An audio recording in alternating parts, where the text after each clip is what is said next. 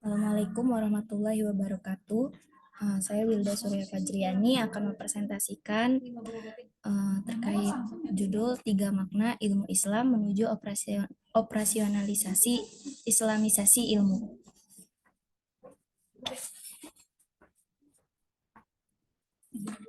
Baik,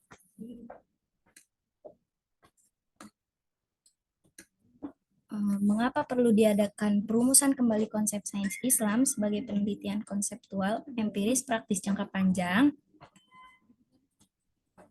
Tujuan dari meredefinisi sains Islam yang operatif ini, yakni akan mengubahnya menjadi model atau program penelitian yang penuh dengan metodologi baru dan implikasi untuk mewujudkan kembali pandangan dunia Islam dalam kehidupan individu dan masyarakat sehari-hari, melalui visi dan praktik ilmu pengetahuan dan teknologi non-barat.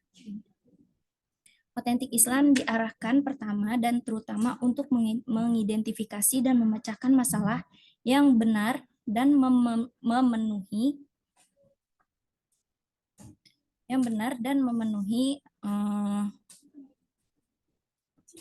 kebutuhan umat. Selanjutnya, sebelum kita membahas lebih lanjut terkait tiga makna tahapan ilmu Islam, alangkah baiknya terlebih dahulu saya akan menjelaskan tiga ilmuwan filsuf Muslim yang mana sang penulis ini terus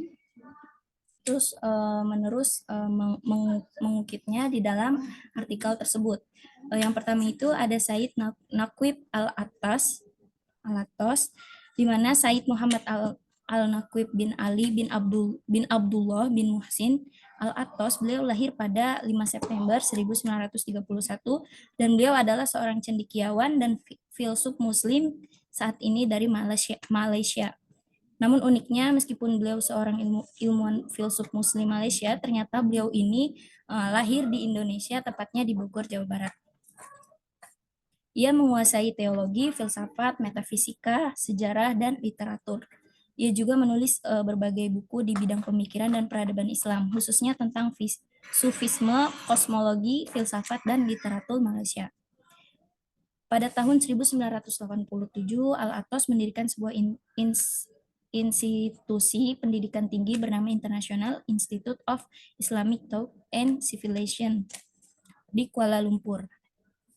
Melalui institusi ini, Al-Attas bersama sejumlah kolega dan mahasiswanya melakukan kajian dan penelitian mengenai pemikiran dan peradaban Islam, serta memberikan respon yang kritis terhadap peradaban Barat. Kemudian ilmuwan filsuf Muslim kedua yaitu ada Sayyid Husin Nasr.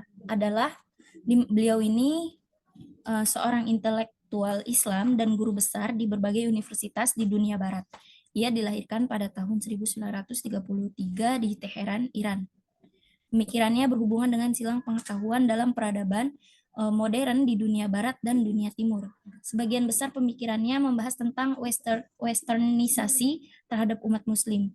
Ia mengemukakan bahwa umat muslim telah mengalami tahap puncak westernisasi pada beberapa aspek kehidupan. Ia bahkan mampu mengadakan pengamatan mendalam tentang perubahan aktivitas intelektual dan spiritual di berbagai negeri. Pusat kajiannya adalah tentang moral, politik, ekonomi, dan sains. Selanjutnya yang ketiga ini ada ilmuwan filsuf Muslim yang bernama Profesor Emeritus Dato Osman Bakar.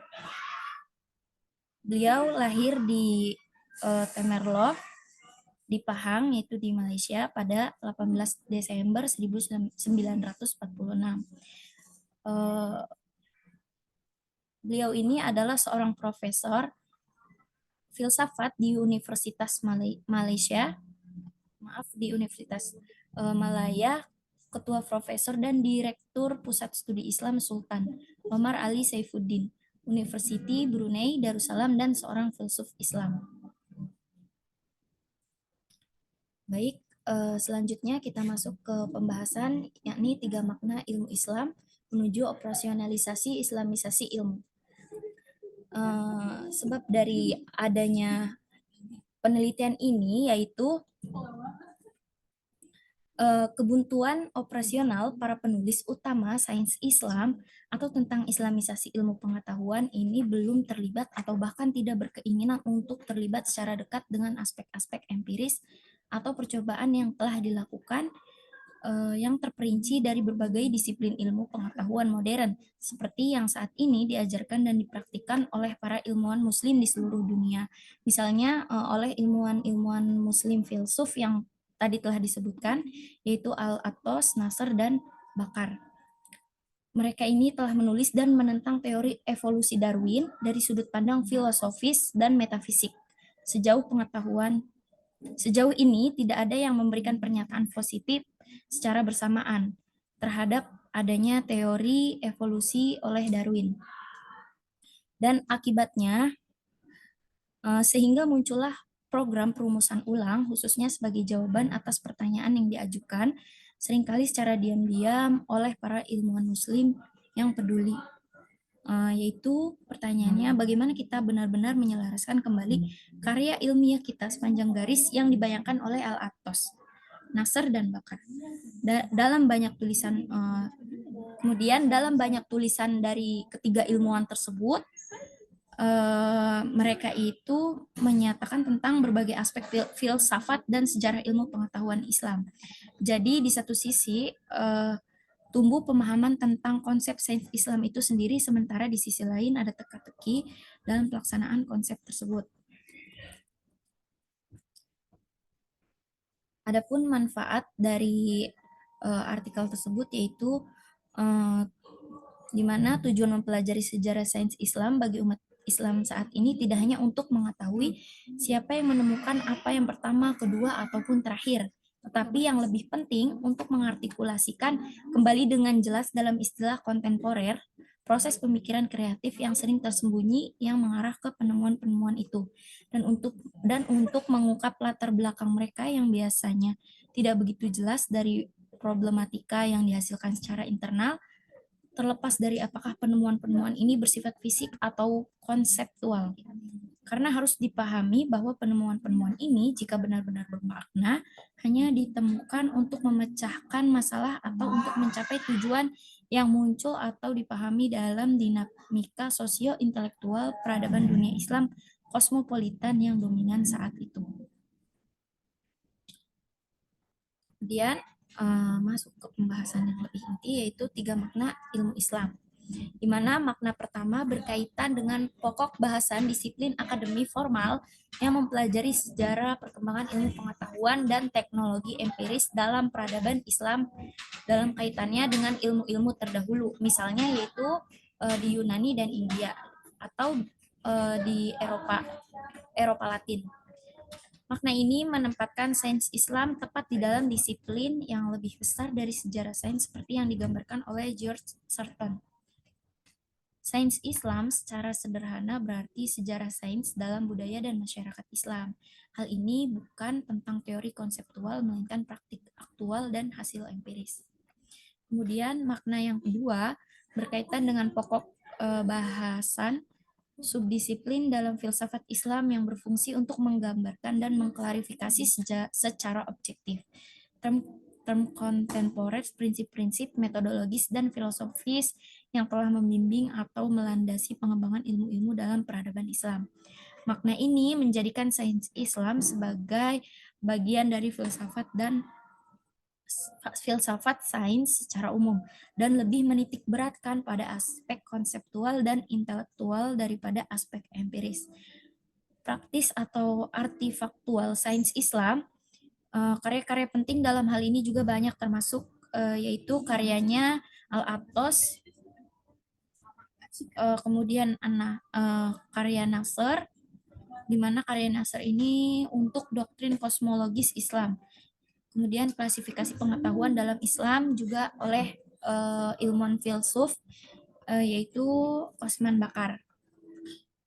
Kemudian makna yang terakhir yaitu adalah makna yang ketiga berkaitan dengan pokok bahasan disiplin ilmu yang berfungsi untuk merumuskan kembali konsep sains Islam sebagai program penelitian kreatif jangka panjang yang didedikasikan untuk penerapan ulang sistem nilai-nilai kognitif dan etika Islam untuk sains dan sains teknologi di dunia kontemporer. Reformulasi ini agar dapat direalisasikan akan memerlukan ilmuwan muslim terkemuka yang memiliki kecerdasan tinggi, kontemplatif, bukan hanya sekedar teknis untuk bekerja menuju integrasi kritis dari usaha ilmiah ke dalam kerangka kerja konseptual. Pandangan dunia Islam dan penjelasan bersamaan dari implikasi kognitif, metodologi, dan aksiologi dari integrasi semacam itu untuk penelitian ilmiah empiris saat ini dan masa depan. Kemudian, adapun kesimpulannya, hal tersebut menunjukkan bahwa Islamic Science Research Program dapat menjadikan program penelitian ilmiah alternatif yang sangat menarik dan luas bagi para ilmuwan muslim, terutama jika mereka serius menginginkan pandangan dunia Islam untuk beroperasi dalam domain kehidupan ilmiah dan teknologi. Mungkin itu saja yang dapat saya sampaikan. Kurang lebihnya, mohon maaf. Assalamualaikum warahmatullahi wabarakatuh.